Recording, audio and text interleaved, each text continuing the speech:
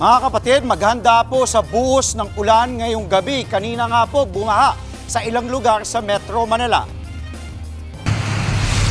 Lakas pare, oh. SLEX po, umaalon na. Hanggang binting baha ang namerwisyo sa mga motorista sa South Luzon Expressway o SLEX sa Bikutan. Binaha rin po ang kalsadang ito sa Valenzuela. Habang sa sukat, pahirapan ang usad ng mga sasakyan dahil sa baha.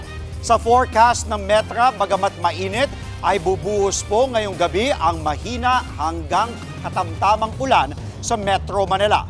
Maulan din ang gabi sa Hilaga at Gitnang Luzon, Calabarzon at ilang bahagi ng Bicol Region at Mindoro Province.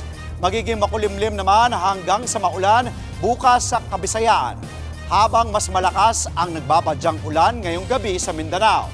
Posible pang maulit ang mga pag-ulan bukas.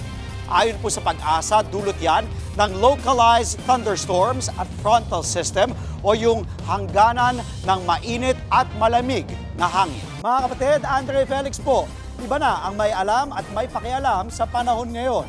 Para po sa tuloy-tuloy na balitaan sa Frontline kahit weekend, mag-follow at mag-subscribe na sa social media pages ng News 5.